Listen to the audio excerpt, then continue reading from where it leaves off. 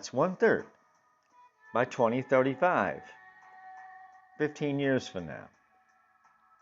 With China requiring 65% more water in order to meet the demands of its industrial and energy sectors. All told, 15% of the world's total freshwater withdrawal is used for energy production. Given the increasing energy needs of developing countries, the impact this growing demand will have on already strained water resources is likely to be significant. Rather than war, however, the main problems are much more likely to be significant ecological degradation and adverse impacts on human health and well-being. So rather than finding new hotspots where water wars will break out, sorry, Bill and Melinda Gates, I know you spent a lot of trouble determining the hotspots. I just read where the Bill and Melinda Gates Foundation has taken a proactive stand in the water crisis. That's reassuring. According to the foundation, Iran, Mali, Nigeria, India, and Pakistan are likely to encounter violent water conflicts. And Bill and Melinda Gates are working on that.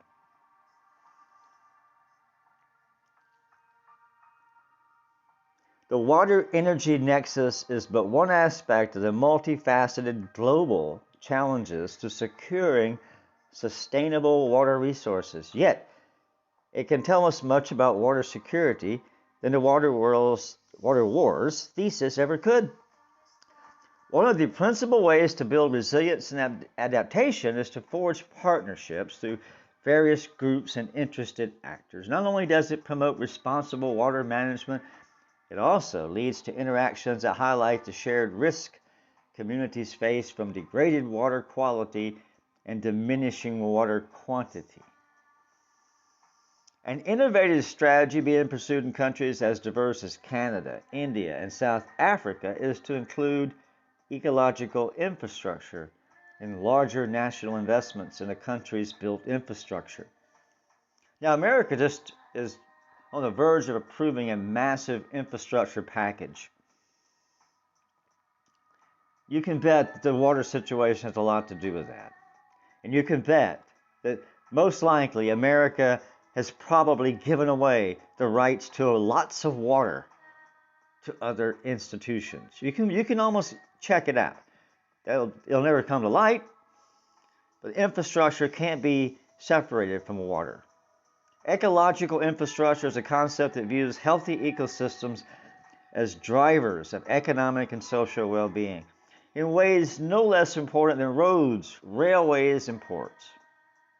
Viable ecosystems provide crucial services like fresh water, soil formation, disaster risk reduction, climate regulation, as well as cultural and recreational outlets.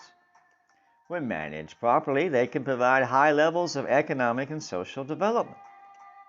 When managed properly.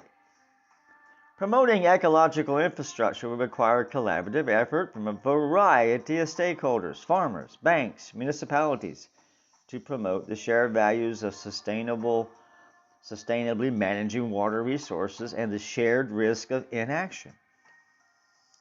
It is this type of thinking that is needed to build resilient societies that can promote human and environmental security, not the incessant doomsday prophesizing that is characteristic of so much of the water wars literature. But does that mean people won't fight over water?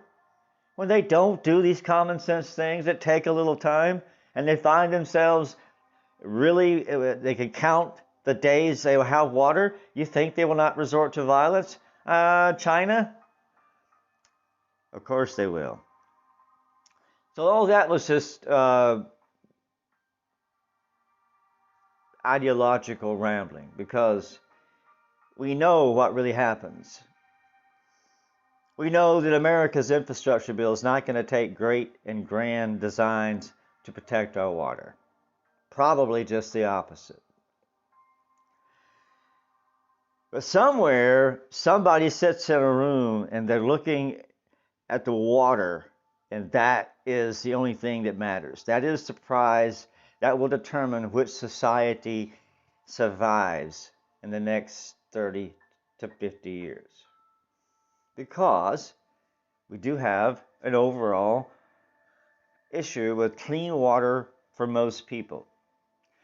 And so that is how it should be looked at. Not from the vantage point of China, America, Italy, Mali, is that will you have water to drink and for sanitation and for the life that you expect.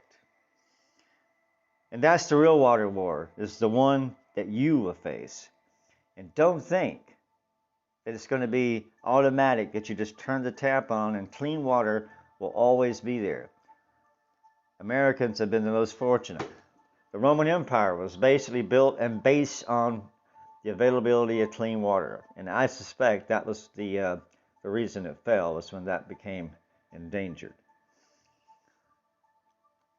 So that is our topic tonight, is the geopolitical ramifications of the water crisis and how the global interest will try to tie in climate climate control along with the water, and they'll probably hold it hostage, because that's one bullet that will not fail, is the one that holds the water, truly runs the earth. And just to recap, that we go by country and total renewable water resources by kilometers squared.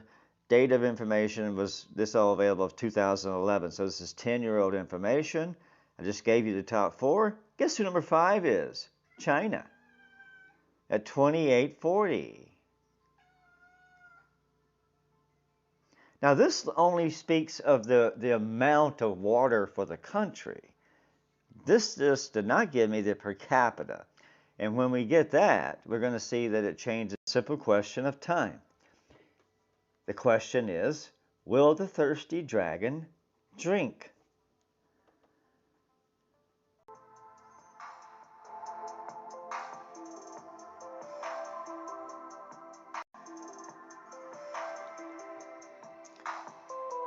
And so in conclusion, we don't have anything to worry about. People just want water. They're not after your gold, your money.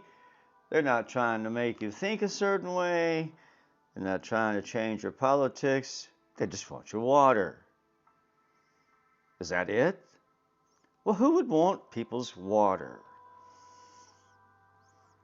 We spoke earlier about renewable water resources per capita. And the most recent information was 2017. According to that list, resources in 1,000 cubic meters per capita, Canada is in the best situation for water per capita at 79.24 1,000 cubic meters per capita.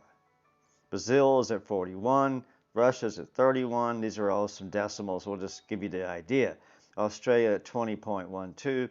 The United States at 9.46. 1, 2, 3, 4, 5th. Now that has nothing to do with the availability of water. This is per capita, because this shows about you and your water, me and my water. And for us, as Americans, well, we're not as in good a shape as Canada by any stretch, or Brazil, or Russia, or Australia. But we're in pretty good shape. We're 5th. Way ahead of Mexico, who's only at 3.58. Nice to know your neighbors aren't thirsty. Well, maybe they are. Japan at 3.37. United Kingdom at 2.22. China at 1.97. Just ahead of Germany. And just barely ahead of Nigeria. You get the point. China, the big, powerful country of China, has less water per capita than the United Kingdom. Just barely more than Germany. Just barely more than Nigeria. And all these countries ahead of them